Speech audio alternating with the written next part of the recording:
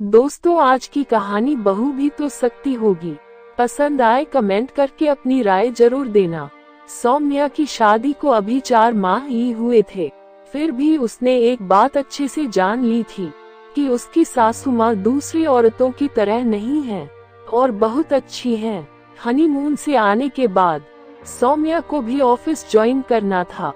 पहले ही दिन जब सौम्या ऑफिस से आई तो सासू माँ ने पहले पानी, फिर जूस और चाय के साथ घर के बने हल्के फुल्के स्नैक्स खिलाए। सौम्या का पति गौतम उसके आने के कम से कम 1 घंटे बाद आया तो सौम्या जैसे ही गौतम के लिए पानी जूस आदि लाने के लिए उठी तो सासू माँ बोली, चक्कर आई हो, आराम से बैठो, मैं लाती हूँ चाय नाश्ता। तो सौम्या से पहले गौतम ही बोल पड़ा, माँ बहू पर बड़ा प्यार आ रहा है, मुझसे ऑफिस से आते ही काम करवाती थी और सौम्या यानी अपनी बहू को बिगाड़ो मत।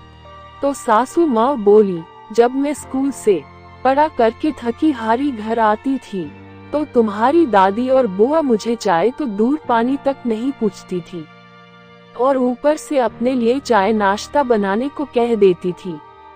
उसके बाद रात का खाना और फिर सुबह की तैयारी, सुबह घर के सारे काम और सबका नाश्ता और खाने की सारी तैयारी करके स्कूल जाती थी। फिर स्कूल की नौकरी, वहाँ भी सारे दिन खड़े होकर पढ़ाना, न ढंग से खा पाती थी और न सो पाती, शरीर को भी आराम नहीं मिलता था। और तेरे पापा भी दादी की बातों में आकर जाने अनजाने बहुत दुख देते और कहते, करती क्या हो स्कूल में, बस क्लास में कुर्सी पर बैठकर पढ़ाना ही तो होता है।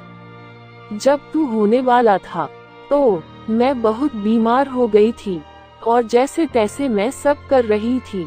फिर एक दिन अचानक से सुबह नहाते समय मैं बाथरूम में गिरकर बेहोश हो गई।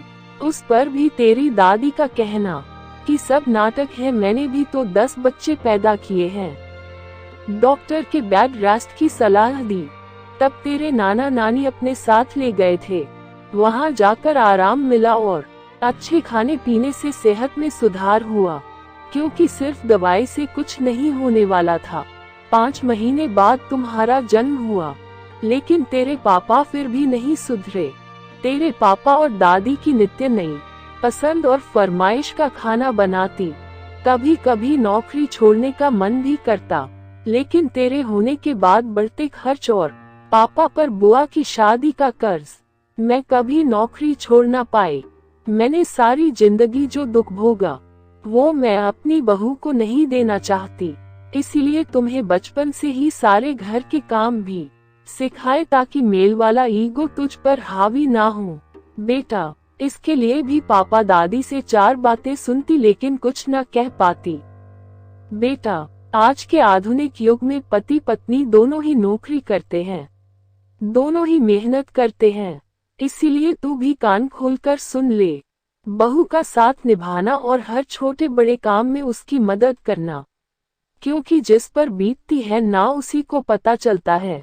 मैं तेरे पापा और दादी को तो ना बदल सकी, लेकिन मैंने अपने आप को बदला और समय के साथ चली। बेटे के साथ साथ बाहर काम करते हुए बहू भी तो थकती होगी। काश यह एहसास तेरी दादी को भी होता है।